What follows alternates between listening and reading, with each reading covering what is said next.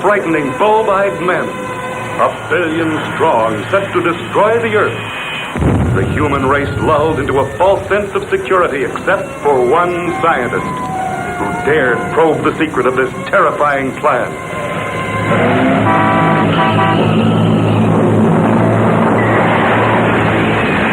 They're here. They're going to destroy us. It's all right, Dr. Martin. You're with friends. You'll be all right. They'll kill everyone. We've got to stop them! Easy, Doug, easy.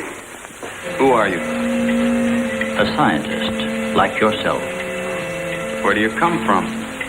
From a planet, yet unknown to you. I'm getting out of here. Stay where you are.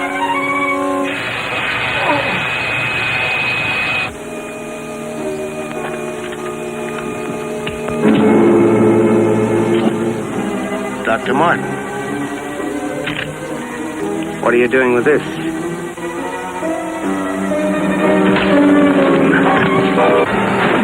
Back or I'll kill him. Go on, get back. Do as he says. You'll see an amazing succession of staggering scenes. Strange monsters, giant reptiles, and astounding marvels of science yet unborn.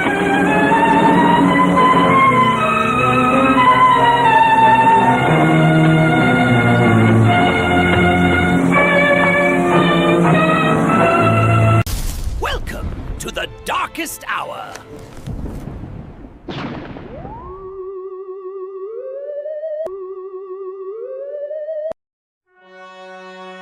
When the clock strikes 12 and the veil between worlds thins, join us. Welcome to the darkest hour. Welcome to Rabbi Joe's Midnight Monster Manor. Omen Boo! I'm Rabbi Joe, keeper of keys and cobwebs here at the Midnight Monster Manor. I bring the light, but don't get too close. This beard is flammable. Even my assistant, Mr. Bones, is dying to see tonight's creature feature.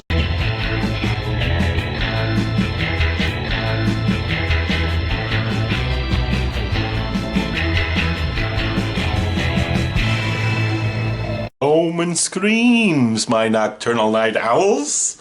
Welcome to Rabbi Joe's Midnight Monster Manor. Yeah. I know last time it was Rabbi Joe's Midnight Mausoleum. My bad. The sign guy must have been gravely mistaken. I told him Manor, not Mausoleum. And my sincere apologies to the folks at Midnight Mausoleum. Though I was hosting a coffin break for cartoon mice, we're fixing the marquee. The coffee's fresh, and the monsters are restless in peace. Tonight, we're unleashing one of my all-time favorite flicks, Killers from Space from 1954. Peter Graves, yes, that Peter Graves, stars as a scientist who gets abducted by aliens with ping-pong ball eyes and a plan to conquer the Earth using giant bugs and lizards. It's got everything. Bad science, worse dialogue, and special effects held together with chewing gum and cosmic optimism. I've watched this movie so many times, my VHS tape filed for emancipation from the real world. Fun fact, Peter Graves took over in Mission Impossible after the original Jim Phelps, Stephen Hill, left the show to become a Hasidic Jew. Stephen traded spy gadgets for Talmud study. Talk about a Mission Impossible to the top. I actually was friends with his son Yonason. We used to swap stories over Kugel and argue whether tonight's aliens are kosher. Spoiler, they're definitely treif. Those ping pong eyes violate every dietary law. So grab your tinfoil yarmulke, dim the lights, and let's blast off with Killers from Space. This one's so cheesy, it could curdle the Milky Way. Oy, and I'm lactose intolerant. The invasion starts right now with a blast. That's the combination to the front gate. Good, now we're inside. Shalom, my friends. I'm Rabbi Joe, the Koblenzer Rebbe, and this is Rabbi Joe's Midnight Monster Manor.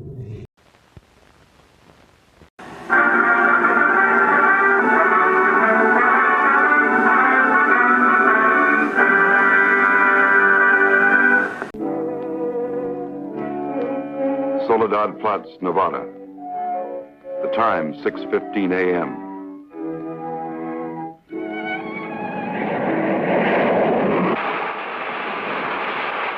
The climax of arduous planning. Operation A-bomb test underway. Detonation minus 2 minutes. Military personnel, from buck private to top-ranking brass. Men from research and news services move into position. The bomb-carrying plane makes its initial run.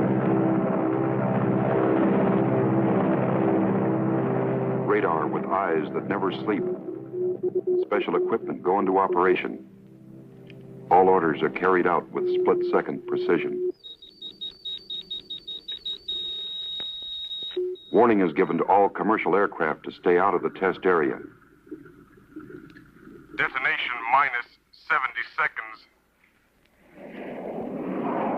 Planes take to the air, carrying sensitive instruments and nuclear scientists, ready to record the radioactivity from the closest possible vantage point. Detonation minus 40 seconds. The bomb-carrying plane nears the target. Tension mounts as all members of the flight crew anticipate the task to pinpoint the bomb on a tiny circle of Earth below. Now the plane wings its way toward ground zero. Warning signal is sounded. All observers prepare for the blinding flash of the bomb.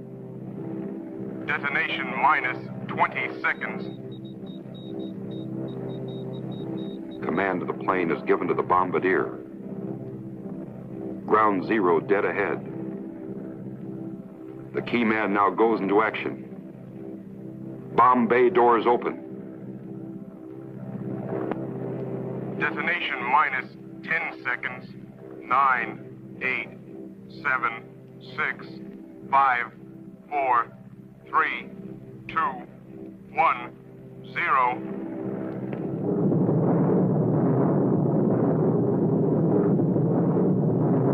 And this is the beginning.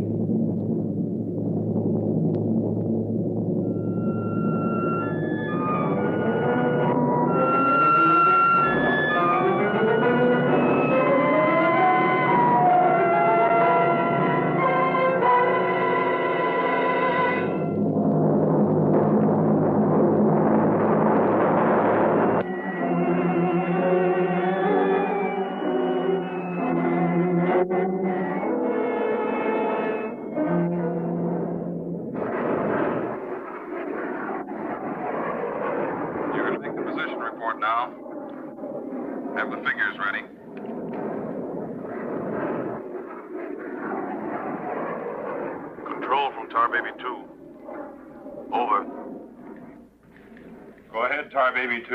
We're circling ground zero at radius of 7.5 miles. Altitude 15,000 feet. Airspeed full 50. Stand by. Roger and over. She's all yours. This is Dr. Martin. Here are the readings. 0.378 negative. Second indicator. 1.08 negative. Radiation 0.4. Over. Roger, proceed according to plan. Wilco and out.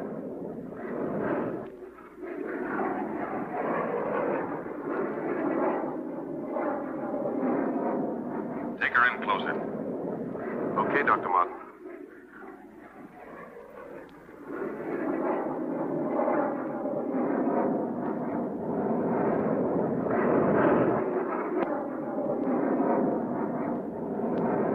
Have to keep at least 2 miles from the center of the column.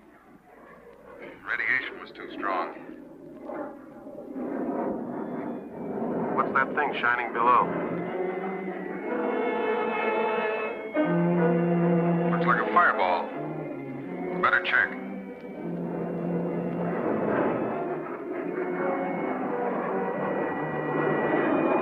Dr. Martin. Dr. Martin, we're in trouble. Pull out! Pull out! I can't!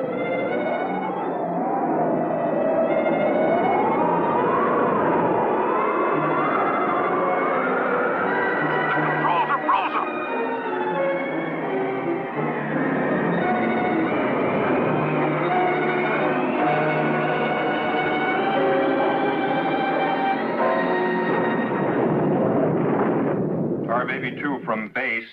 Come in, Tar Baby 2.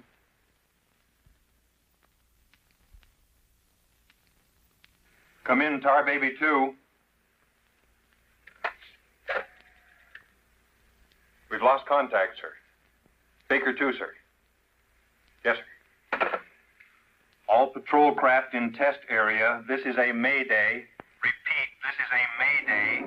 Proceed to segment Baker 17. Search for Tar Baby 2.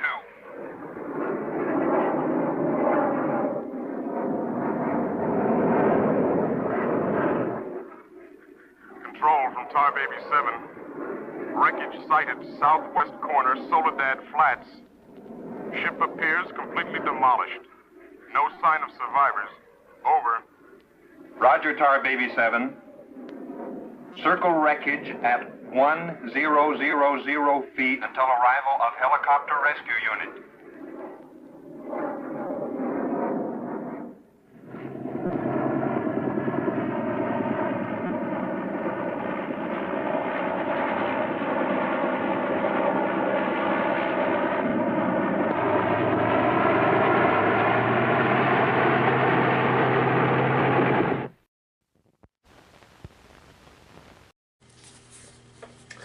Oy.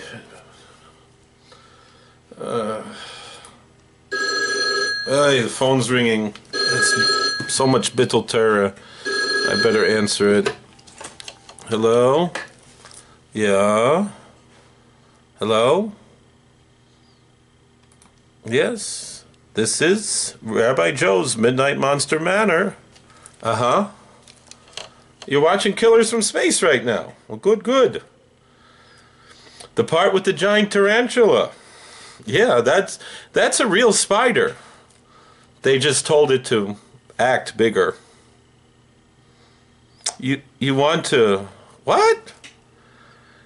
Turn off the electricity in the entire town to stop the aliens? Because Peter Graves just said the only way to kill them is to overload the power grid with a nuclear blast out the window? Well, stop it! No, seriously. That's my advice. That's all of the therapy you're going to get. Stop it. Now, you're not the first viewer to get invested. Last week, someone told me to tried to mail me a silver bullet for a werewolf in the girls' dormitory. It melted the mailbox. The post office wasn't thrilled. Look, I get it. The aliens have ping-pong eyes, the lizards are cranky, and the scientist's plan sounds like it was written on a napkin at 3 a.m. But blowing up the town? That's a little extreme. Also, my TiVo's in the middle of recording Matlock. You nuke the grid, I missed the reveal. Not happening. I told you already. Stop it. I'll tell you what. Let's find a compromise. Flip the breaker in your basement instead. Wave a flashlight at the screen and pretend you're saving humanity. The aliens will never know the difference. They're still trying to figure out zippers. Some people. Well, back to the movie, where the only thing exploding is the budget. Oi! Where are we? This is a jungle. You're holding me like a child, and those are dinosaurs. Easy, big fellow. Let's not upset the lizard with the teeth. Look at this world. It's beyond anything.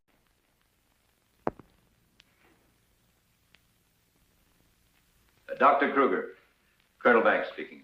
Would you mind coming into my office right away, please? Thank you. As I was saying, our search planes found the wreckage of your husband's plane, Mrs. Martin. A rescue crew was sent out, but they must have reached the wreckage hours ago. Why can't they find him? I honestly don't know, Mrs. Martin. Yes, come in. Ellen. Kurt. Colonel Banks. Isn't there any hope? I'm afraid not, Mrs. Martin. They found the pilot dead in the wreckage. And according to all reports, no one could have bailed out. I'm terribly sorry, Mrs. Martin.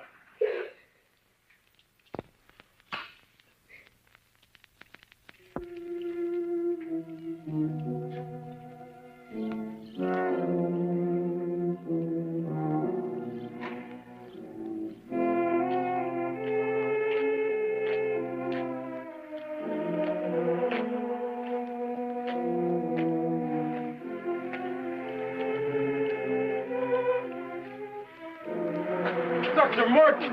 Dr. Martin, are you all right? I am, yes. It's Dr. Martin. Call the base hospital. Come on, doctor. Come on.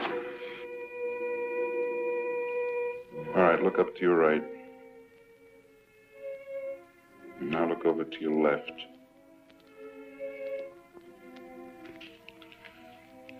All right, you get up now.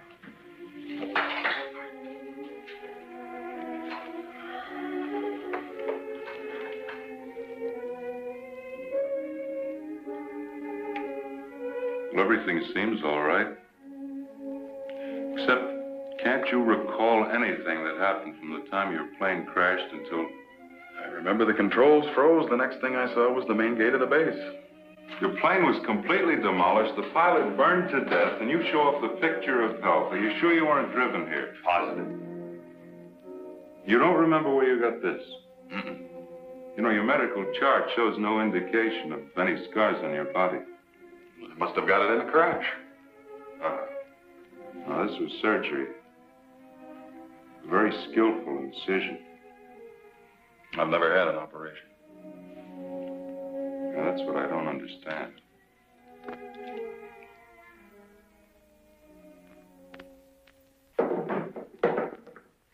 Mr. Briggs. Colonel Banks. How are you, Mr. Briggs? Fine, how are you? Fine. I see the FBI doesn't waste much time. Well, not if we can help it, Colonel. Oh, you know our base surgeon, Major Clift? Sure. How have you been, Major? How do you do? Well, I guess you gentlemen have business to discuss. Oh, no. This won't take a minute. Sit down. Sit down, will you please, gentlemen? Cigarette. Oh, thank you. I understand you've already talked with Dr. Martin. I just left him. You know, Colonel, according to my files, Dr. Martin is just about the key man on this nuclear project. Yes, along with Dr. Kruger, he is. Mm-hmm. Well, I know they're both good friends, and, both have knowledge and access to top secret information. Well, that's very true, but that's no reason to suspect that Well, we can suspect anything, Colonel, until Dr. Martin accounts for every minute from the time of the crash. The shock must have caused a mental block. His mind doesn't want to remember the details. The origin of the scar on his chest, how he got back to the base under his own power. Did you ever stop to think that perhaps this Dr. Martin isn't really the Dr. Martin? What are you getting at? What I mean is that this man could be an imposter.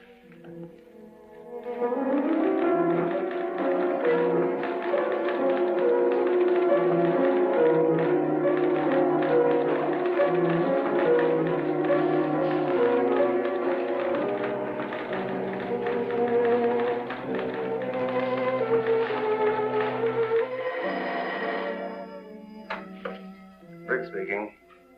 Oh, they did come through, huh? They do check. That's what I've been waiting for, thanks.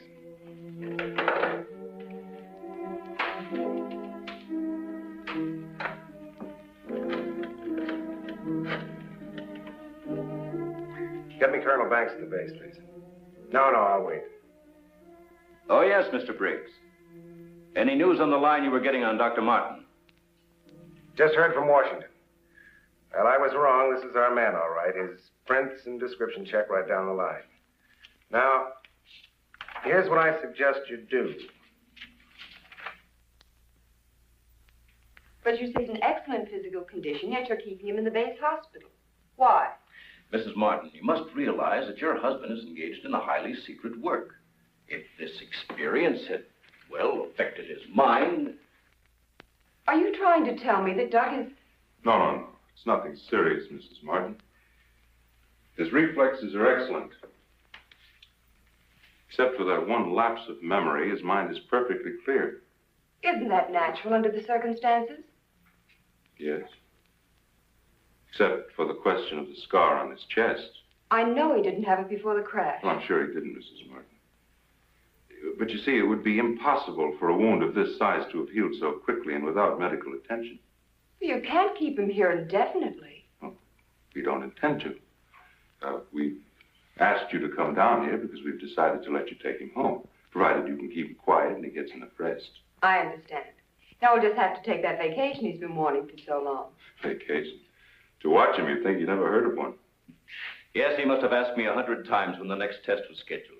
He's anxious to take his own readings again. Well, he did have a key part in the planning of these projects. Well, is there anything he should or shouldn't be allowed to do? No. Except he does need diversion. Anything that won't upset or excite him. I see. Movies, bridge, drives, things like that. Well, you're the doctor now. Just see that he gets plenty of rest. Thank you. Goodbye, Colonel. Goodbye. See you later, Major.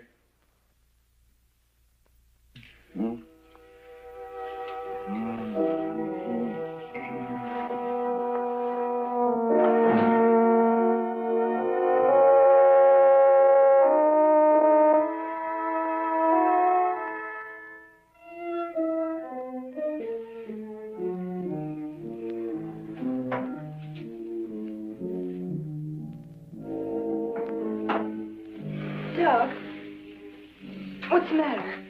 I can't sleep. What time is it? Well, after 3. I think I'll get myself a glass of milk.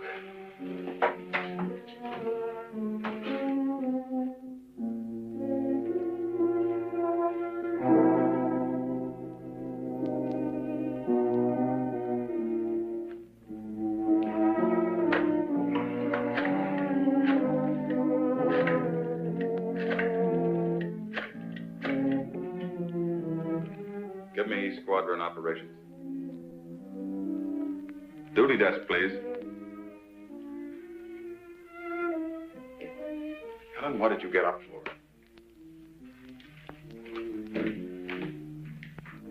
This is Dr. Martin calling. Who is this speaking? Sergeant Bandero. Anything I can do for you, Doctor? I wondered if there were any last-minute orders on another atomic test. What do you mean you can't tell me?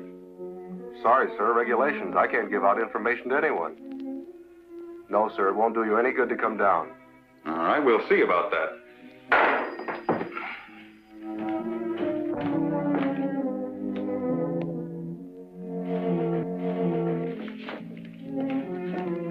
I've got to get out to the base right away. Alan, don't you agree with me? I've spent months preparing for this series of tests, and no sergeant is going to push me around now. Well, aren't you going to say anything? No. Look, I know they're ready for another test, and I should be there. Can't you understand that they don't want you around for your own good? I don't need their sympathy. There's nothing wrong with me. Then why are you acting this way? You're all on edge. If you don't slow down, I don't know what's going to happen. You really believe that, don't you? If you won't take it easy for your own sake, please, do it for mine.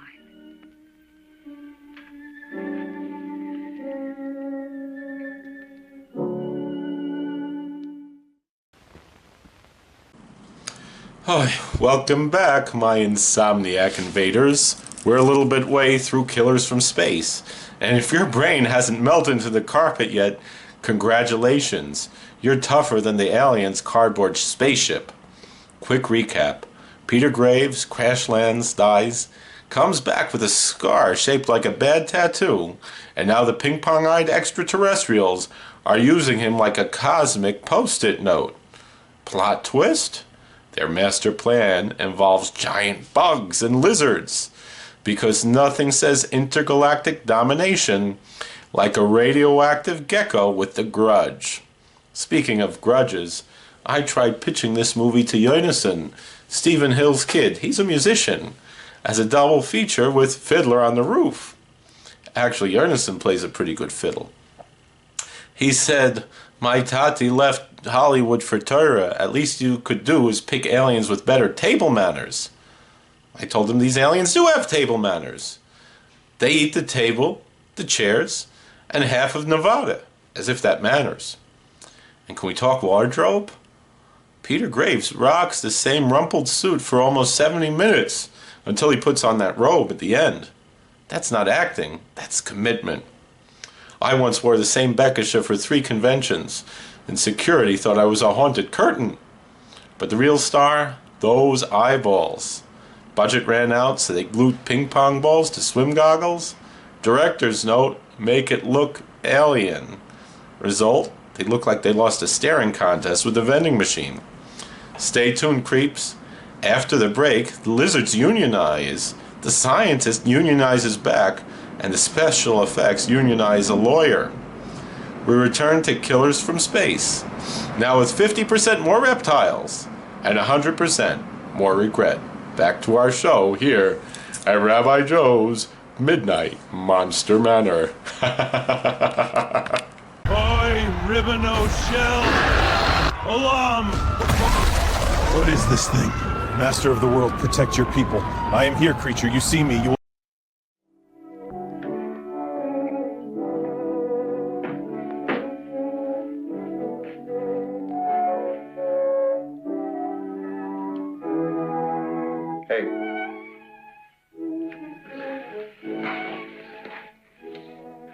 Hey, time to get up. Go away. All right, stay in bed all day. It's almost 11 o'clock. What'd you say? Said it was almost 11 o'clock? It is. Mm-hmm. Oh.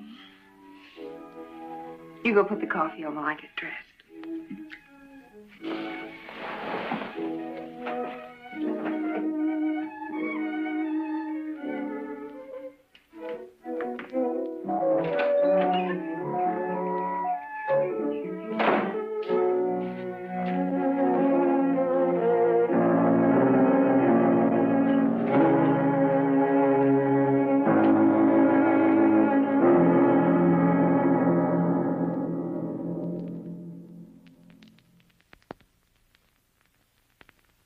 I don't care what you say. You had no right to go ahead without me. And you, Kurt, you didn't tell me either. Why? Orders, Doug. Orders? Nonsense. The least that could have been done would have been to let me know. I'm fine. I could have done my work. I hate to say this, Dr. Martin, but in your present state, you're not considered a very good security risk. Me, a security risk? My present state? What's the matter with me? How long am I to be considered? Only temporarily. The results of the test will be available for your study when you return to work. I am ready, Colonel. To us, you're still a very sick man. My advice to you is to go home and relax, as you were ordered. Relax, relax. And if I don't? Then you'll be confined to the base hospital till you change your mind. Now, what's it going to be?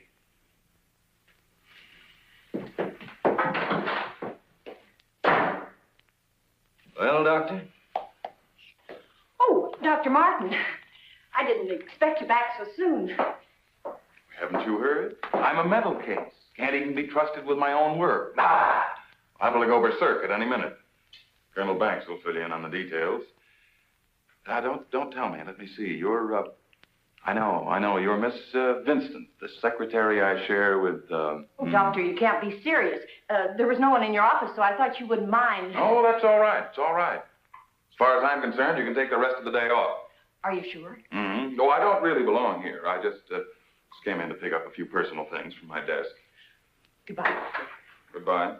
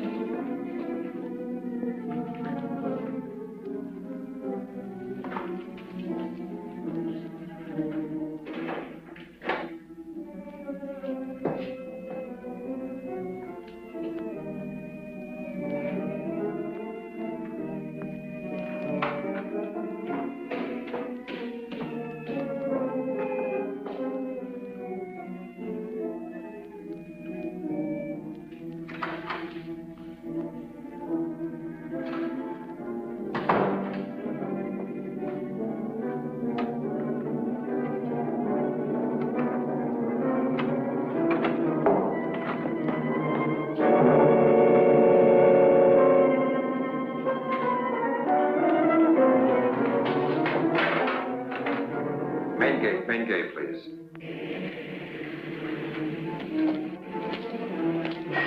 Just a minute, Doctor. Main gate, Sergeant Powers. Dr. Kruger? Dr. Kruger? No, he checked out. Yeah, about 20 minutes ago. Okay. Sorry to keep you waiting, Doctor. That's all right. Okay, Doctor. Will you sign out, please? We'll post a couple of men outside of Dr. Kruger's office. Get me Colonel Banks at the Officers Club. Thank you, Doctor.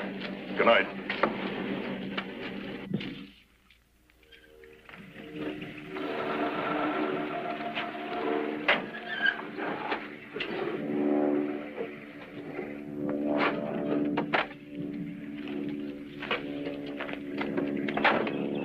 Good evening, Dr. Kruger. Yes? My name's Briggs. I'm from the FBI. Briggs. Of course, I've heard of you. I wonder if you'd mind returning to your office with me. What seems to be the trouble? Oh, just a few things we'd like to straighten out. Concerns me? Well, I'm afraid so, Doctor. Take your own car if you like. I'll meet you there. All right, I will.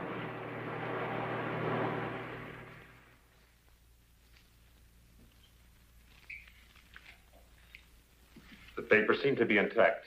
Is this all classified information, Doctor? Of course. You know, according to security regulations, that vault should have been locked before you left. But I'm certain I did lock it. All right, then tell me this. Who besides yourself has access to the combination? Well, the Colonel here and Dr. Martin. Dr. Martin. He was in the building this afternoon. That's right. We saw him in my office. He left around 4 o'clock on orders. He dismissed his secretary a few minutes later, but he didn't sign out of here till 20 minutes after you left. After I did? Well, there must be some mistake. I personally checked his office just as I was leaving, and he wasn't there. You always do that, Doctor? No, but Dr. Martin has been acting, well, quite strange of late. Yes, he certainly has. His wife telephoned to say that he hadn't come home as usual. I was very much concerned about it. So am I. He still hasn't shown up yet.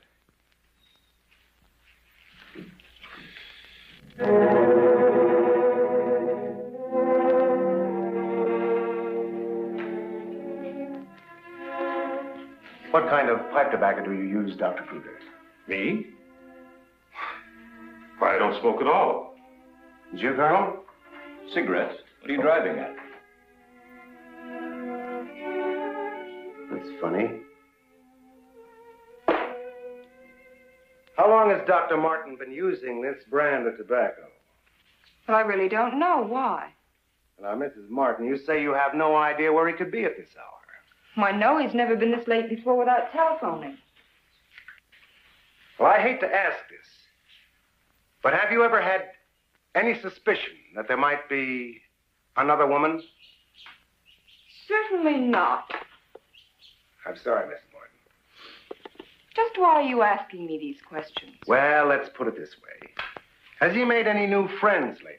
You know, people not in the usual group. No, the only people we've seen in months have been connected with the Institute. Excuse me. Hello? Yes, just a moment. It's for you, Mr. Briggs. Thank you.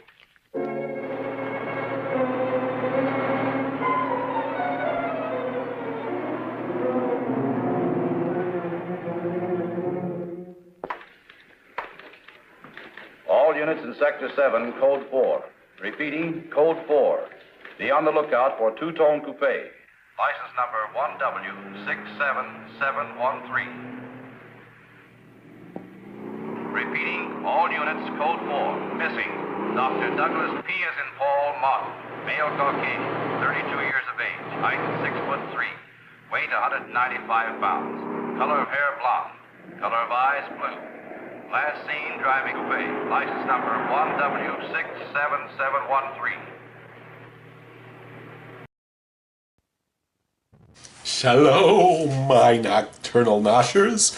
Welcome back to Rabbi Joe's Midnight Monster Manor, where the chills are kosher and the screams come with a side of schmear.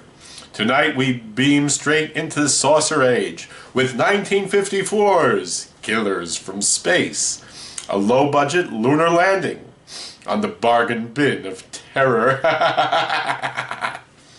Picture this, Peter Graves, yes, the man who'd later tell you the odds of survival in airplane, and who hosted A&E's biography, plays Dr. Doug Martin, a nuclear scientist who dies in a plane crash, gets resurrected by bug-eyed aliens from the planet Astron Delta, and returns to Earth with a surgical scar and a sudden craving for world domination and denomination. Those aliens? Imagine ping pong balls glued to swimming goggles, and you're 90% there. Leading the extraterrestrial Kvetch Patrol is none other than John Merrick. No, not the Elephant Man. The other John Merrick. Plus a young James Shea, trying to keep a straight face while wearing what looks like a salad bowl on his head. But the real Manor trivia tonight? Our boy Peter Graves didn't just fight commies and choose not to defuse the bomb. He stepped into the shoes of Stephen Hill on Mission Impossible. Your humble rabbi here once shook hands with Mr. Hill at his grandson's chasana, his wedding in New Square, New York. True story. He danced a mitzvah dance that I'll never forget. Peter had big IMF loafers to fill. And keep your eyes peeled in the supporting saucer crew for Burt Wendland. Yes, the same Burt who appeared with Abbott and Costello in Africa Screams. That giant ape flick. Mark it, Manor Maniacs. It's clawing its way into a future episode faster than you can say who's on first and why is he in a monkey suit. And welcome. You're legends of laughter, and people still quote your lines decades later. Thank you, Rabbi. It's a pleasure to be here. We brought 2 clean suits and a borrowed tie, so we're honored. Everyone knows the Who's on First routine. How did that whole... And Barbara Bestar, who plays Peter Graves' wife in this movie, just died last year. She was in other movies such as Safari Drums, Navajo Trail Raiders, and White Lightning, and also in many TV shows, including Racket Squad, Ford Television Theater, The Red Skelton Hour with Red Skelton, Topper, where she played Florrie, Sheena, Queen of the Jungle, Dragnet, Crossroads, where actually she played Rabbi Shashis' wife, opposite Vincent Price, something we can see on our channel. But as far as we can find, she was never on Perry Mason. So dim the lights, clutch your garlic bagels, and let the ping pong invasion begin. As we go back to Killers from Space, about to abduct your midnight.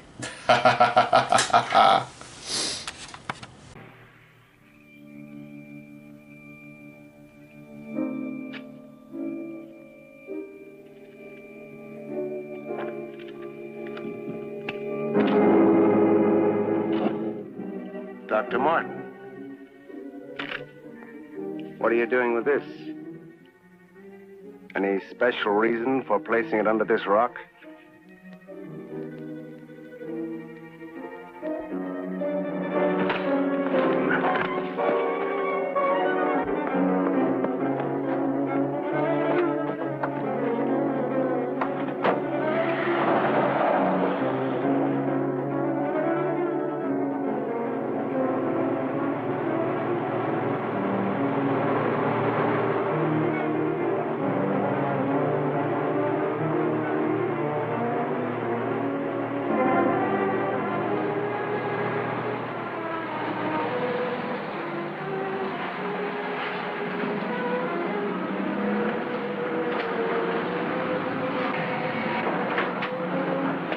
10 gallons there. Okay. Where's your phone? Over there behind the bunks.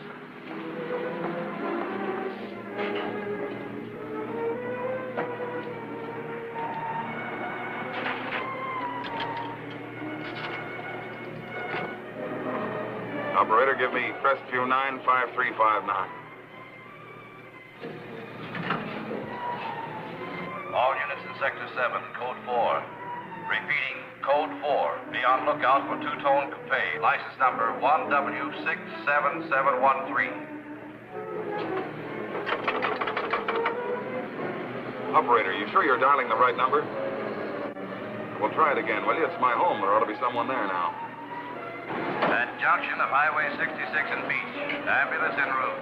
Car 17, Code 7, 4th and Robert. Suspects may be armed. Repeating, Code 2 to all units. Dr. Douglas P. as in Paul Martin. Male Caucasian, 32 years of age. Height 6'3". Weight 195 pounds. Color of hair blonde. Color of eyes blue. Missing, Dr. Douglas P. as in Paul Martin. Male Caucasian. Repeating, Code 2 to all units. Hey, mister!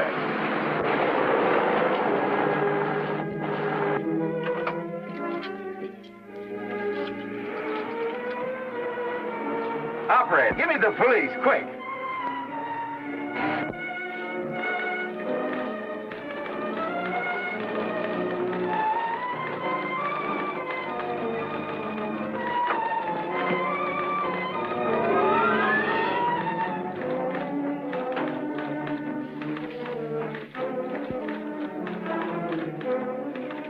Calling car 6. Calling car 6, Code 11. Come in, Briggs. Calling car 6. Calling car 6, Code 11. Code 11, Central calling. Come in, Briggs.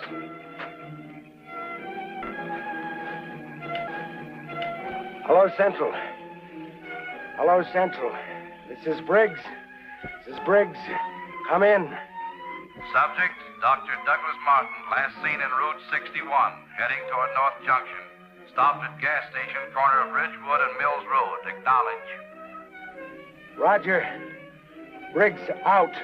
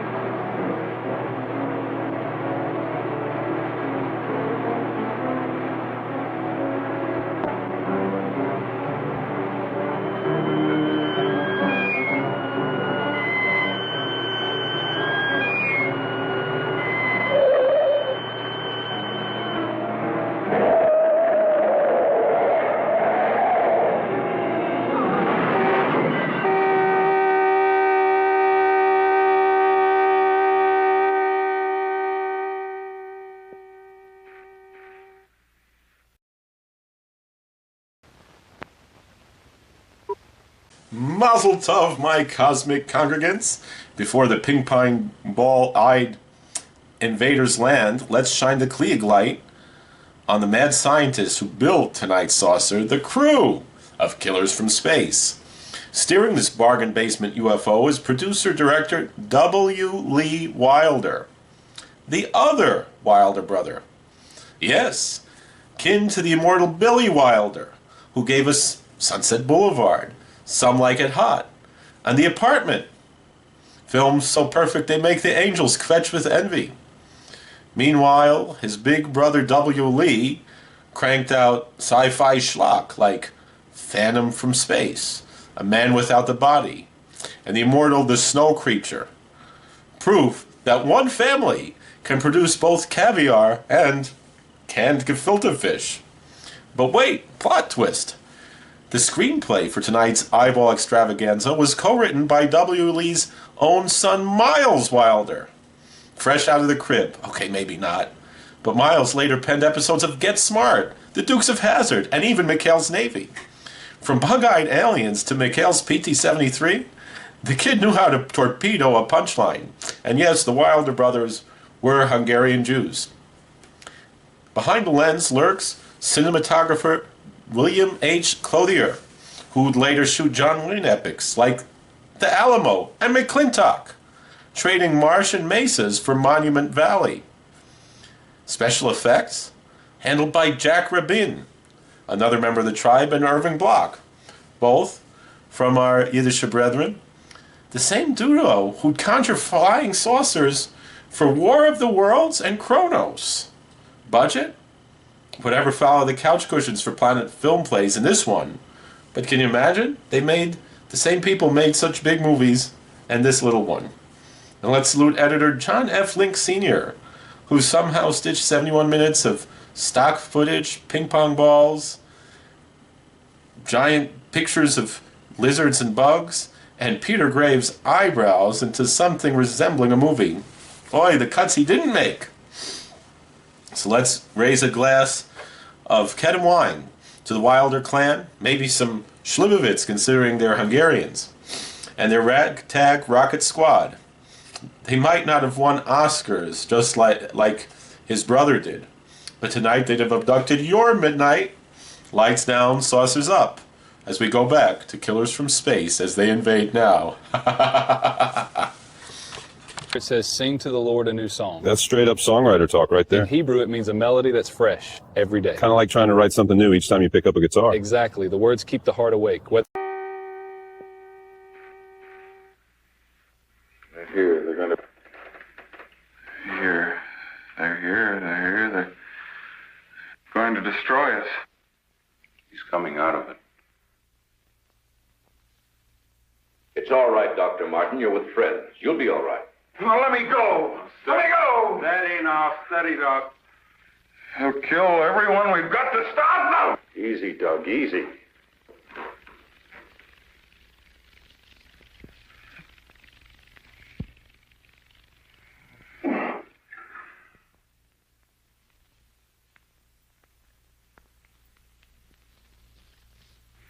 What did you give him? Sodium amytal. Truth serum. To deprive his mind of any imagination. I guess he'll make sense now. I'll get the recorder ready. Can you hear me, Dr. Martin? Yes. Now listen to me. I want you to count backwards from 100. Do you understand? Backwards from 100. 100. 99. 88. 87. 96. 95. 54. Well, you can ask him questions now. Dr. Martin, what were you doing with the information you took from Dr. Kruger's vault? I was delivering it. Delivering it? But where? To the rocks in Soledad Flats? Yes. Soledad Flats. Near where we crashed. I was delivering it, just as I was ordered. Who ordered you to do this, Dr. Martin? I'll tell you the whole story. I remember we were circling the atomic cloud.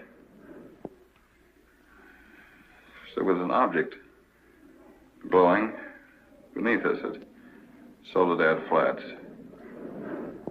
We were going down to investigate. Controls jammed. Couldn't pull out. When I regained consciousness, I was on a table. Next thing I knew, they were coming at me. Strange people. Their eyes, those horrible eyes. They didn't speak. I could see something strange and eerie pulsating in front of me. Then one of them lowered it toward my chest. It was my own heart.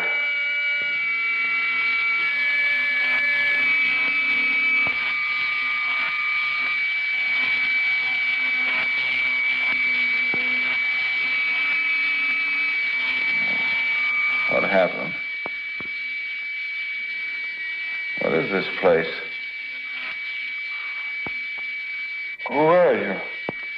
What are you doing to me? Can't you speak? Who are you?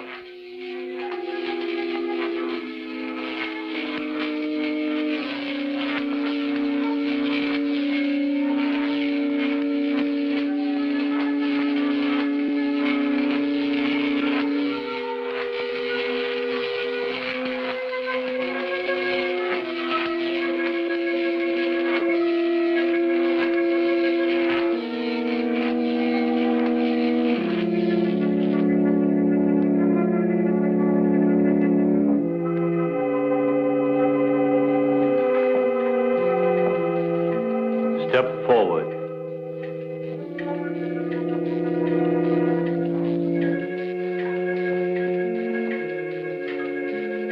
Dr. Martin, I see you are quite well. You have recovered from your unfortunate accident. Who are you? A scientist, like yourself. Where do you come from? From a planet, yet unknown to you. You know my name. You speak English. We speak every language. You can't expect me to believe that. I'm getting out of here. Stay where you are. Ladies and gentlemen, and things that go skitter in the night, welcome back to Rabbi Joe's Midnight Monster Manor. Tonight's feature is Killers from Space. But before the bug-eyed aliens zap another hapless scientist, let's hear a word from our sponsor, where we can zap your hunger at the Astron Delta Bug Zapper Bistro. Tired of space bugs chewing up your picnic? Zap them and snack them at the Astron Delta Bug Zapper Bistro. Tuesday nights are all you can zap. If it fries, it flies onto your plate. Fresh, crispy, still crackling.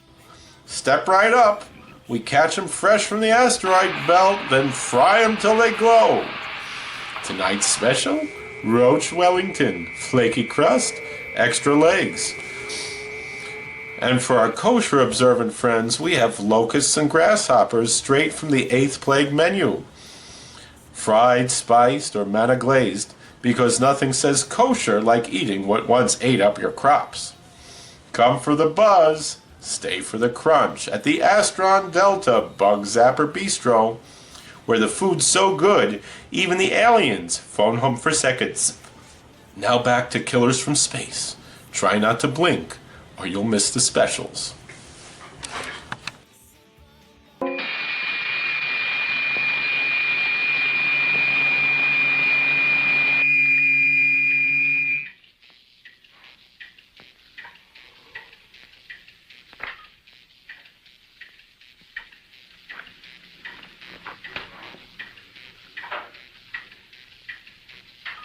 Who are you? I have already told you that. How did you get here?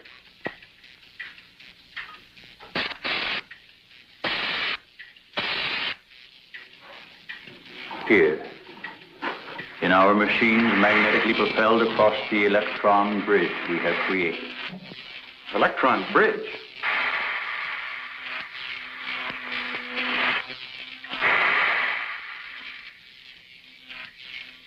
You mean you come and go just like that? Without anyone ever seeing you? Our ships have been sighted on numerous occasions by your people. Then why haven't we been able to track one down? We have a warning system similar to your primitive radar. Our machines are set to change course at the mere approach of a pursuing object. Let's say I do believe you. Where are we right now? In a cavern within the upper crust of the earth. How long have you been here? Since the beginning of your experiments in nuclear fission. What have you got to do with that? We are accumulating the energy released with each of your atomic explosions. One moment.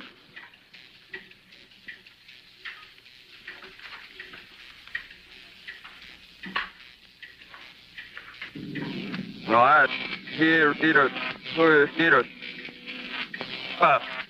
No, Peter, Peter. I let it. Now, Nino. Nino. Never seen no. Yeah, rather. Casino. Valpino. Harold needed it. What was that? A report from From the monitor we sent to the surface to obtain the results of your last nuclear test. Results? They'll take days to analyze and compute. I think you will find these figures are correct.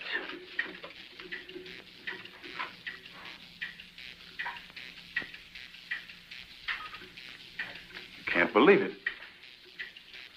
Where is that man? You don't recognize the area?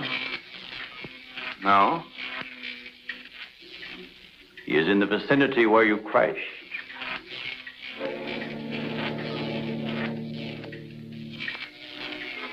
That rock was glowing. A normal reaction in view of the amount of radiation absorbed. You have a remarkable memory, Doctor, considering the fact that you did not survive the crash. What do you mean? The mechanism of your heart had ceased to function. It was necessary for us to revive it. You were dead. I was dead? So that's what they were doing. You didn't even try to help the pilot. Why did you save me? Because we had an important need of your services. Such as?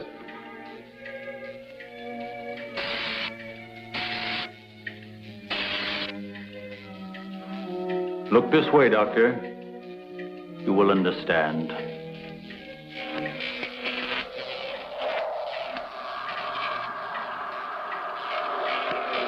Here, Doctor. You are the first of your world to be looking at our solar system, the Astron. This is our planet, Astron Delta.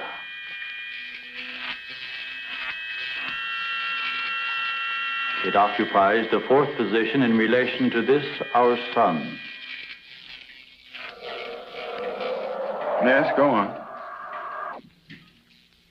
During the 23rd time rotation, our sun began to die.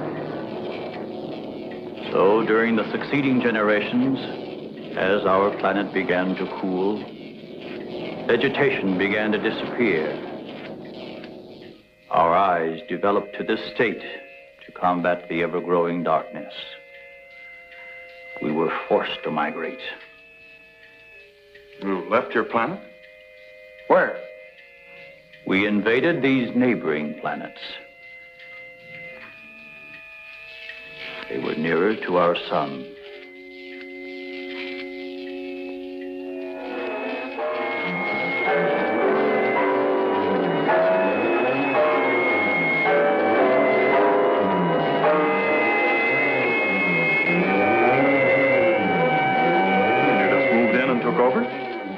How many of them? All of us, well over 1 billion. There were feeble attempts to stop us, but we were prepared for such contingencies. And now that our sun is about to completely expire, we must move again in order to survive. Yours is the only planet in this solar system capable of supporting our civilization.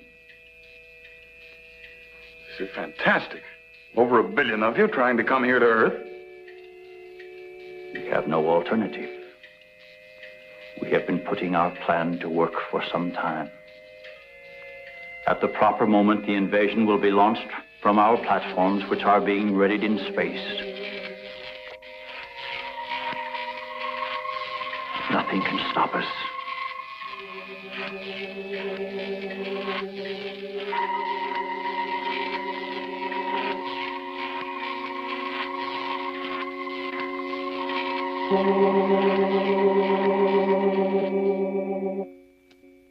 Insane.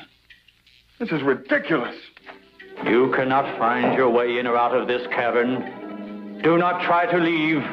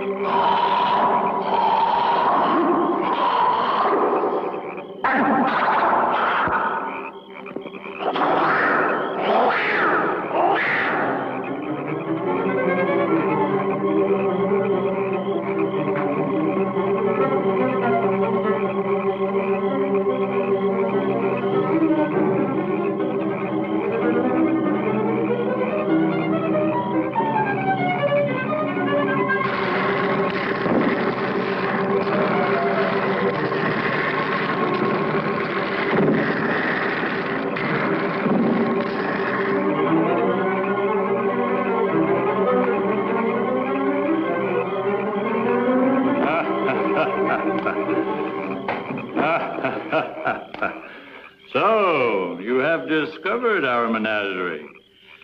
Don't you think you will be more at ease on this side of the cage?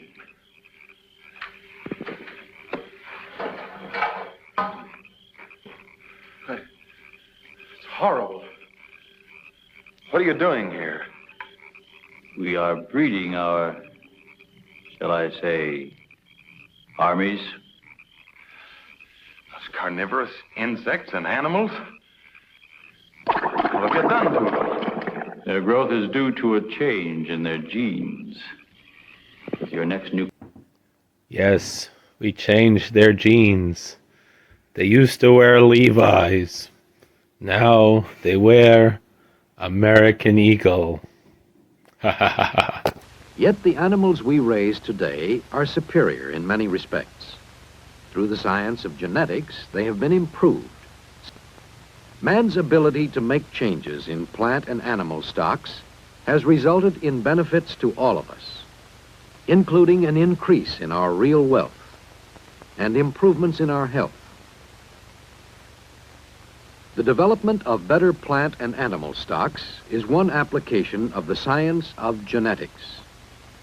Geneticists know that the characteristics of all living things such as these fruit flies, are determined by the genes found in the chromosomes of all cells. Meet Sydney, sun chaser, bug snacker, and, yeah, serious denim guy. He doesn't just have good genes, he has great genes. American Eagle, genes that fit any species. So wait, we have Sidney Fields and Sweeney Todd? Is that the corner of Fleet Street and Flugel Street?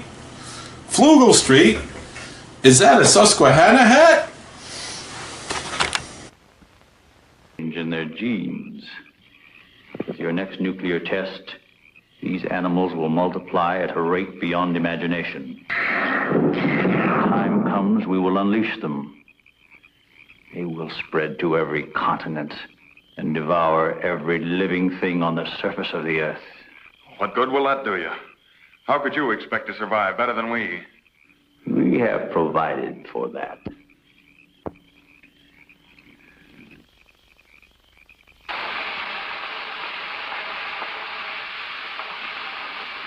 No, Doctor.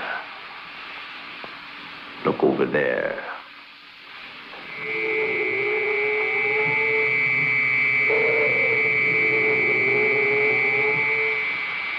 We will use their bodies to fertilize the soil.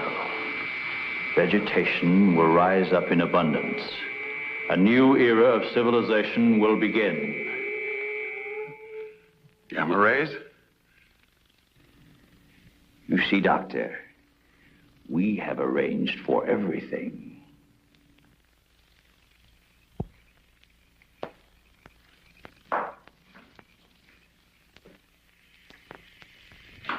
Wait a minute. All this equipment?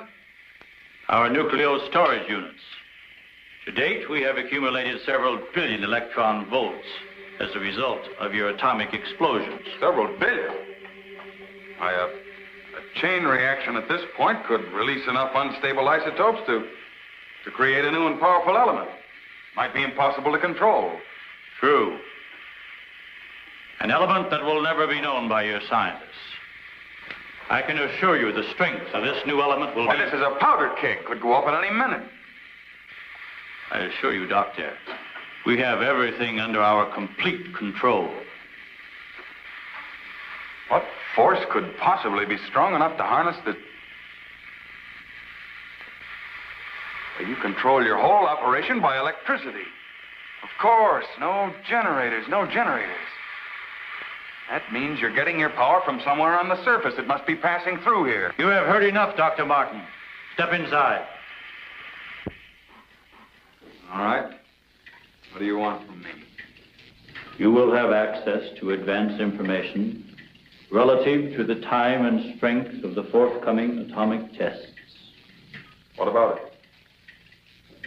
You will provide us with that information as soon as it is available. I see.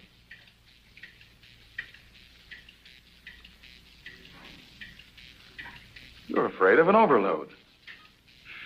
You can't tap enough electricity wherever you get it from to control a strong enough charge. You are a clever man, Doctor. Perhaps too clever. And what makes you think I'll give you any information? It is the only way you can save your own life when the time comes. You will be transported to one of our platforms in space and resettled here when our operation is completed. You're asking me to sabotage the entire world, 3 billion people. They are doomed in any case. Yeah? I guess there's no alternative. I'll have to do as you say.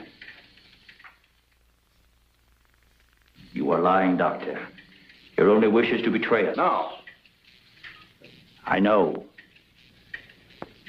Your thoughts have been recorded. Lie detector? Call it what you like. You force me to resort to other methods. I will contact our space station. You are an unwilling subject, Dr. Martin. What? Who are you? I am Vitala. You will listen and obey. No, You will listen to my orders and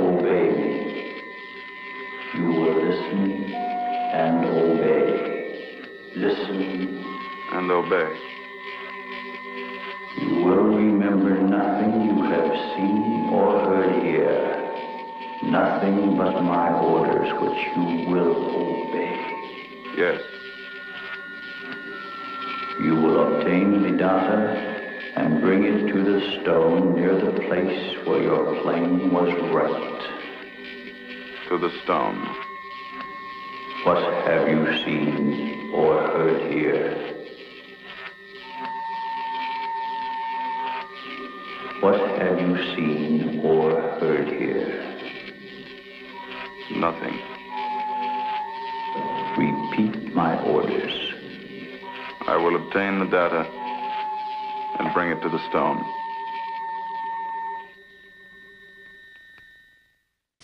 Shalom and oy vey, you beautiful insomniacs.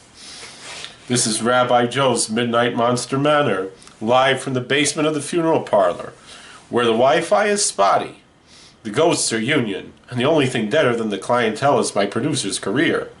I'm Rabbi Joe, your Rebbe of the ridiculous, your Moil of the macabre, and tonight we're autopsying Killers from Space from 1954. A movie so low budget it was shot on expired film and developed in matzo ball soup. Peter Graves, long before A&E's biography, and pre-Airplane, plays Dr. Doug Martin, a scientist who dies in a plane crash, gets rebuilt by aliens who look like they flunked out of the Muppet Show's ophthalmology program, and returns to Earth with a to-do list: sabotage nukes, pick up dry cleaning, explain why my eyes are now table tennis balls. Classic Tuesday. But the piece de resistance, the alien language. You've heard it. Guttural, warbly, like a Yiddish demon gargling gefilte fish. Sounds like the high priest of Astronia invoking Cthulhu's cousin, Murray. No, we're here. I let it. Now, Nino. Nevasino. Yeah, rather. Casino. But that's not Estronian. That's English played backwards. The readings are 25, 26 to the right, 27, 28, 29 to the left, 30, 31 up, 32, 33 down. Director W. Lee Wilder, Bill Lee Wilder's brother, who got the looks but none of the talent, took dialogue, flipped the tape, and said, hey, good enough for sci-fi. The sound guy probably did it while microwaving some popcorn. That's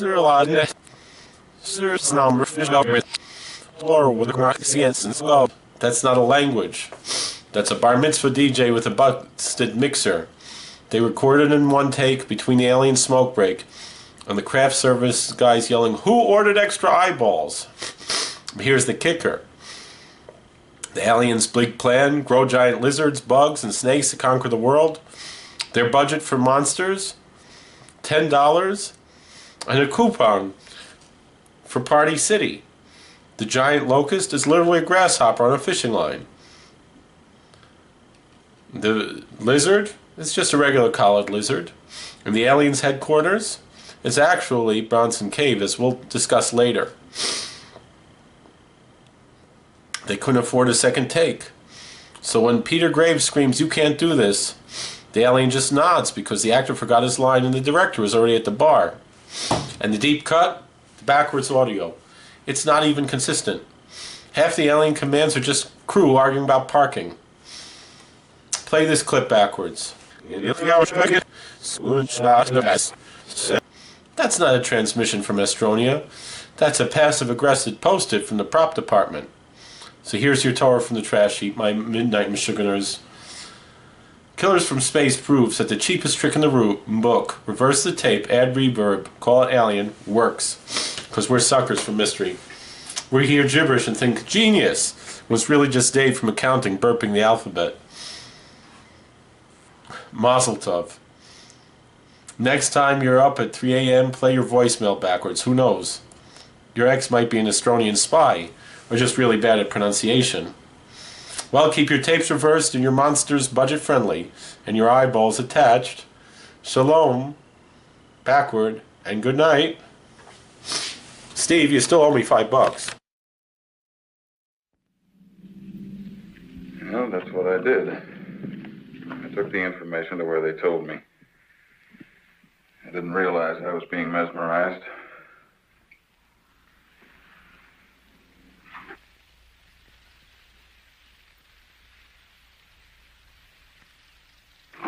Why doesn't somebody say something? Don't you believe me?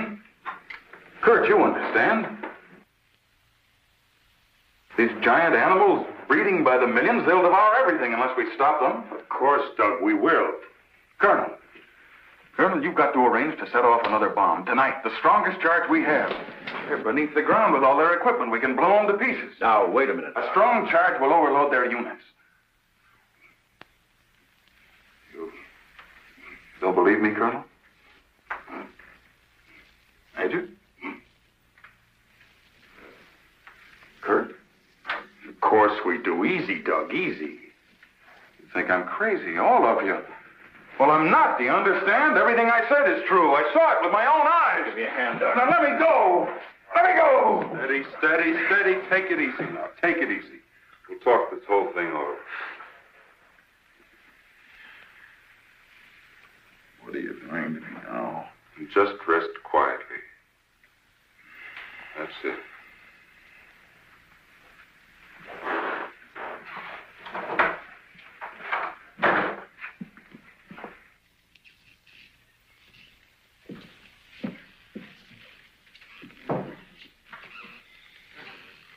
Mrs. Martin should be along any minute now. She went for their car. What'll I tell her? Well, he's in a state of shock. Tell her he's resting quietly. If you'll excuse me, I think I'd better wait for her at the information desk. Well, Dr. Martin seems to be indestructible, except for those hallucinations. Those weren't hallucinations, Colonel. Under the influence of sodium amytal, a patient loses all control of his imagination. Well, then he shouldn't be able to fabricate those stories. That's right. Major, you're not trying to tell us that everything he said was true. Look, gentlemen, I can only give you the medical facts. As for the rest, you'll have to decide for yourself. Excuse me, please.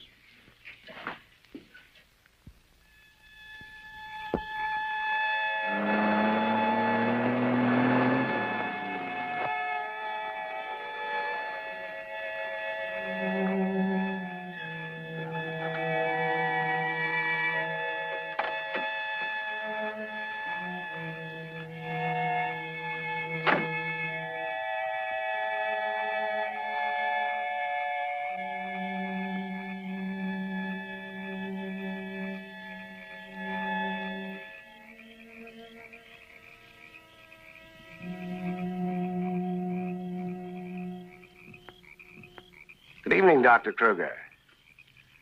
Chilly, isn't it? Oh, Mr. Briggs, you startled me. I didn't expect to see anyone here. Well, neither did I, Doctor. Well, I suppose you want me to explain why I'm here. Mm-hmm. I want to believe Doug. We've worked together a long time. Anyway, I just had to come out here and check for myself. Check what, Doctor? For an entrance or an exit to the caverns he described. I'm afraid you're wasting your time. Have a cigarette, Doctor? No, thank you. See, we've already covered the entire area. We couldn't find a thing. Then, what about that scar? I'd like to see you disprove that. Welcome, my deliciously doomed darlings, to another stroke past the witching hour, here on Rabbi Joe's Midnight Monster Manor. I'm your crypt keeper and clericals, Rabbi Joe. Tonight we're spelunking into the heart of Hollywood's most famous hole in the ground, Bronson Cave, where much of this film, Killers from Space, was filmed. So grab your garlic popcorn. This tunnel's seen more stars than the Milky Way. Now first the dirt. Bronson Cave isn't a cave at all.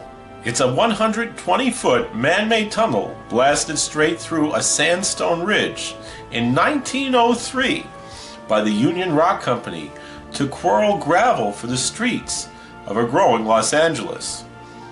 When the rock ran dry in the 1920s, the pit was abandoned until the cameras rolled in. Location, location, location. Smack in the middle of Griffith Park, a whopping 4,200 acres of scrub and oak. Bronson sits a mere 10-minute horse ride from the nearest studio backlot. But here's the real estate gold. It's inside the 30-mile zone, otherwise known as the TMZ. That magical circle drawn around Hollywood, where union crews get paid standard rates instead of travel per diems. Go 1 foot outside the TMZ, you have to pay your crew a lot more money. Translation: cheap, fast, and no overtime headaches. Producers could shoot a cavalry charge at dawn and a Martian invasion by lunch and still be home for matzo ball soup. Ka-ching! And shoot they did. Over 200 feature films and well over 1,000 TV episodes and countless commercials were all filmed here at Bronson Cave. Let's rattle the film cans. Already back in 1936, Errol Flynn thunders out on horseback in the charge of the Light Brigade. Plenty of 1940s serials: The Vigilante, The Adventures of Captain Marvel, Superman. Every cliffhanger ends with a hero diving into or out of that tunnel. In the 1960s, westerns like Bonanza, Gunsmoke, and The Lone Ranger had the same rocks with new dust, but also the tunnel mouth became the entrance to the Batcave in the Adam West Batman TV series. West, holy shortcut, Batman! Sci-fi films, of course, Invasion of the Body Snatchers. TV's shows such as Star Trek. Westerns like The Searchers. And, of course, our favorite, Robot Monster. Roman emerges to conquer the Earth with a diving helmet, a gorilla costume, and the billion bubble machine. And, of course, our movie today, Killers from Space, has many scenes, particularly the alien scenes filmed in the famous Bronson Caves. But not only that, but even more modern TV shows still use Bronson Caves. The A-Team, Mighty Morphin Power Rangers, and even NCIS Los Angeles still sneak in a scene in here and there from Bronson Caves. Fun fact, the cave has two entrances, north and south, letting crews film a chase into one end and out of the other without moving the camera. Instant continuity, zero budget. But every legend has its ghost. Quarry workers claim to hear phantom dynamite blasts at midnight. Grips on the Batman set swore that the Batmobile's engine echoed like a demon's roar long after shutdown. And in 1973, a grip found an old brass Union Rock badge wedged in the wall, dated to 1903, the very year the tunnel was born. So next time you see a cowboy, Cape Crusader, or little green man burst from Rocky Moor, tip your yarmulke to Bronson Cave, the TMZ's favorite wormhole through space, time, and payroll accounting. Until Oh, Mrs. Martin. Oh. How is he, Doctor? Oh, he's resting fine. I think he'll be all right. How's the car?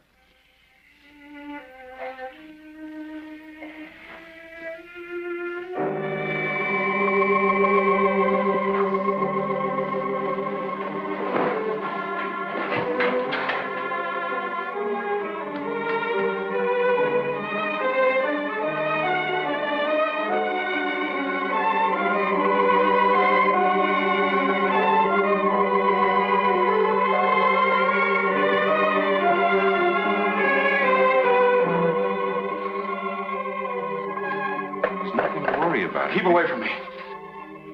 Keep away, I said. Doc! Let me go. They're after me. Nobody's after you, Dr. Martin. Keep away. Doc, he's trying to help you. I don't need the help.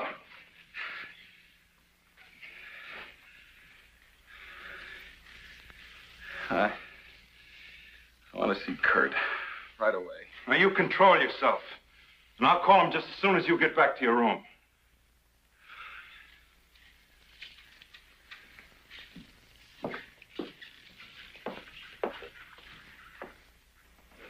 Now, you get back into bed and I'll call Dr. Kruger.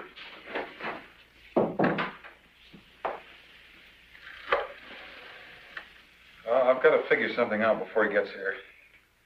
Need a pencil, some paper, and a slide rule. I'll see that you get it. Oh, can I have Dr. Kruger, please?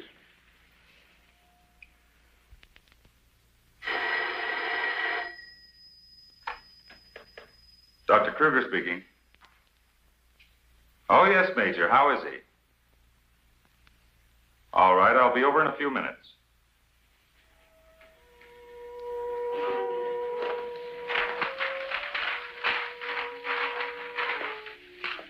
Doug.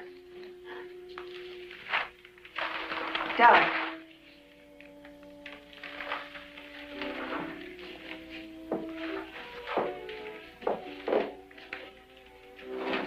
Doug.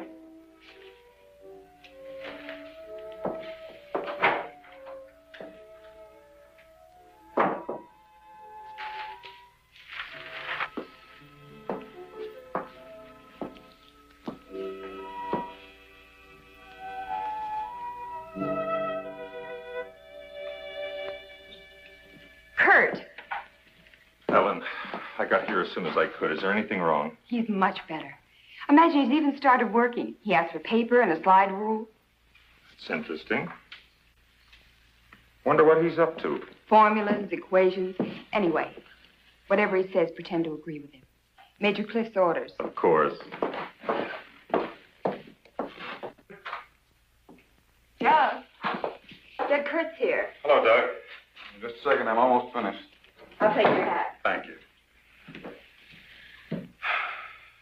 Kurt, let's face it. I know that you all think there's something wrong with me. No, of course not. No, I wouldn't blame you after the story I told last night. Well, frankly, you did have us a little worried, asking that a bomb be dropped because of what you said. You don't believe me either. Kurt, I tell you, I've been there. I've seen what they're doing, breeding animals into carnivorous monsters. But I don't need a bomb to stop them. I've figured it out. It's all here. Now, look. Here's the nuclear strength of our last test. And this is the amount of electricity needed to control it. Let me see that. I had to estimate the conversion rates of their transformers. These figures are correct. Such transformers must operate on a constant supply of electricity. Where could they get that much electric power? Only one way. They must tap it from the main lines at the powerhouse. Could do it by parallel induction. Nobody'd ever know the difference. All we have to do is to cut it off. Cut off the power? We can't do that. It would cause untold damage for miles around. Such a power stoppage must be planned in advance. 8 to 10 seconds, that's all I need. That gap in supply will short out their resistors and the whole thing will go up. But you won't go along with that. No, not you. Doug, get back in bed.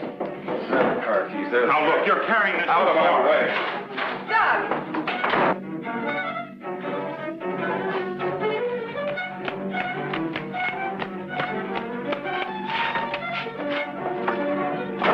Please call the main gate and try to stop Dr. Martin.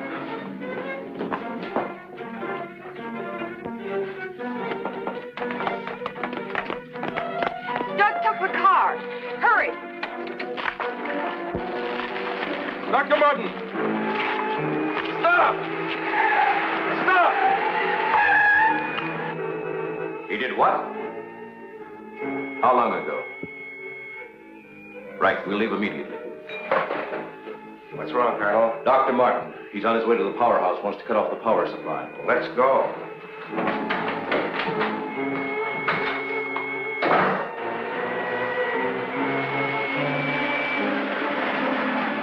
I couldn't stop him, Doctor. He went that way.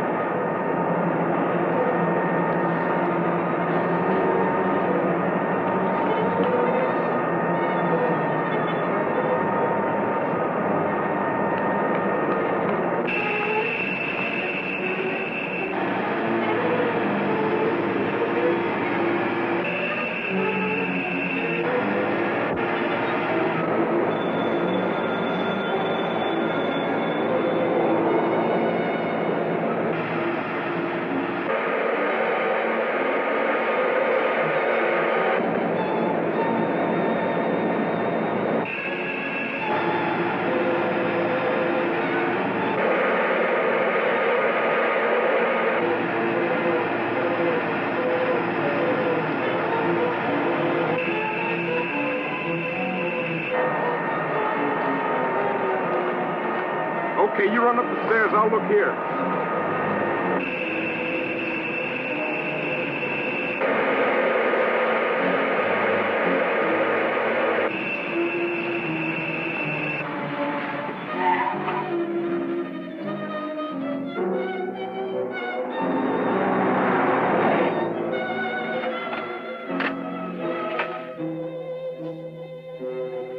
There's his car.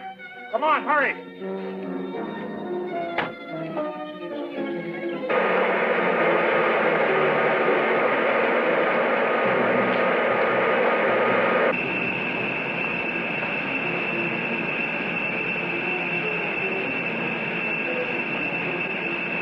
He isn't back there.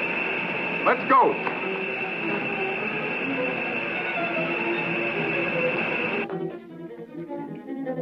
Where's the driver of this car? He went into the building.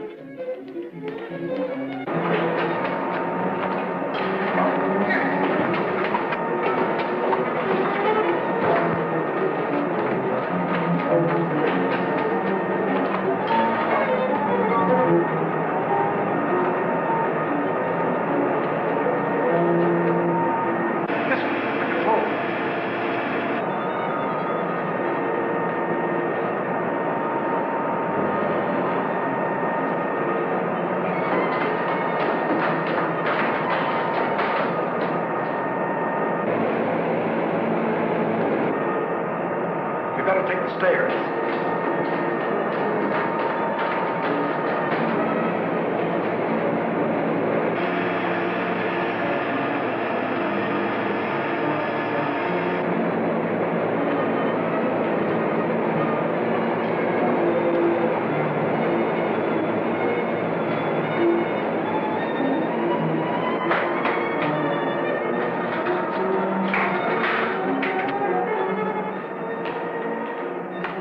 What do you want? Where are the main switches?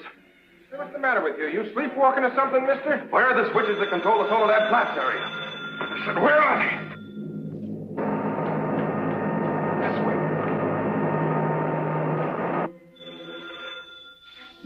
Oh. Control room.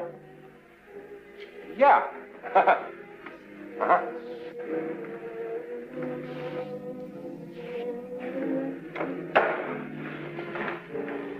Come on, show me those switches. Come on. All right. Cut that power. Now look, mister, be reasonable. I said cut it.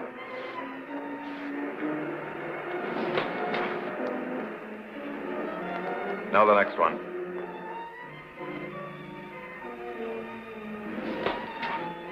Next. Go on. That'll turn the power off for 100 miles. Do as I say. Here it is.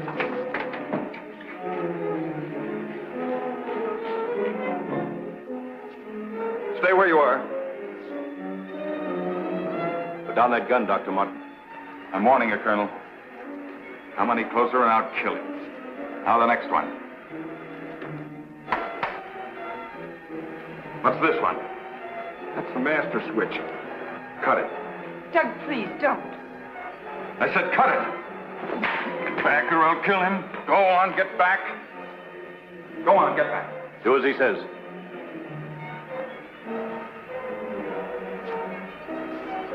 Give me 10 seconds after I cut the power. If I'm insane, nothing will happen and you can do what you want with me. But if I'm right... Now. 1, 2, 3, 4, 5, 6, 7, 8. Over here.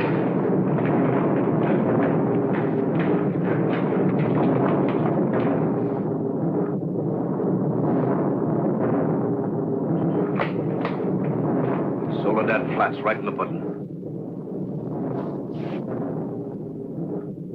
Just as he said.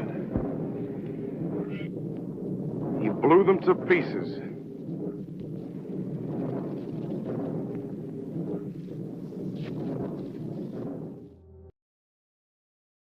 Until the next full moon, Keep your silver bullets blessed and your flashlights handy.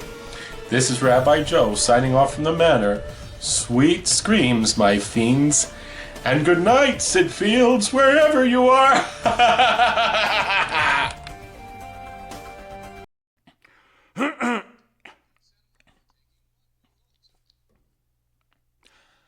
I'm spending Hanukkah in Santa Monica, wearing sandals, lighting candles by the sea. I spent Shavuos in East St. Louis, a charming spot, but clearly not the spot for me. Those eastern winters, I can't endure 'em, so every year I pack my gear and come out here till Purim. Rosh Hashanah I spend in Arizona, and Yom Kippur way down in Mississippi. And though I try to get my ass over to Tel Aviv for Passover, I always end up down in Tennessee. But in December, there's just one place for me. Amid the California flora, I'll be lighting my menorah like a baby in his cradle. I'll be playing with my dreidel. Here's to Judas Maccabeus, boy, if he could only see us spending Hanukkah in Santa Monica by the sea.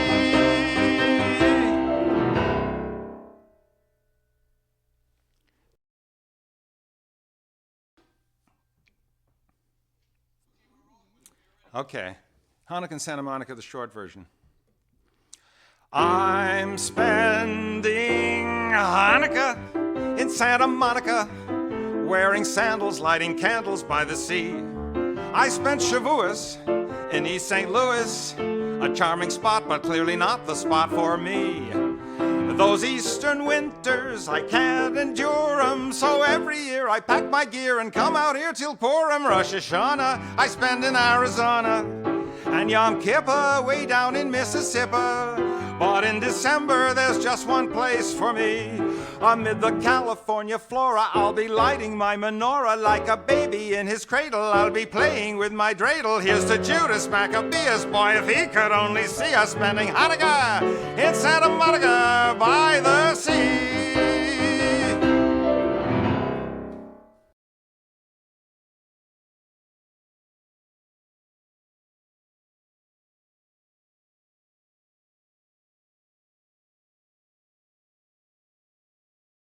Gentlemen, thank you for gathering. Let's give them a good picture. Pleasure, Rebbe. Delighted to stand alongside you. Let's make it memorable. 3, 2, 1, and another. I think one they got more for it. good measure. Why not? Tired of space bugs chewing up your picnic? Zap 'em and snack 'em at the Astron Delta Bug Zapper Bistro. Tuesday nights are all you can zap. If it fries, it flies onto your plate. Fresh, crispy, still crackling from plasma fried mantis. Shalom, my friends. I am Rabbi Joe, and you've just stepped into the Midnite Monster Manor, a place where mitzvah meets monster. Stay tuned, because the night is young, the candles are lit, and the creatures... Shalom, night owls. I'm Rabbi Joe. The candles are lit, the monsters are restless, and the hour is wonderfully late. Step inside if you dare. There's always room for another brave soul at my... Meet Sydney, sun chaser, bug snacker, and, yeah, serious denim guy. He doesn't just have good genes, he has great genes. American Eagle, genes that fit any species. יבונה המקדש, הרציו את מעלי,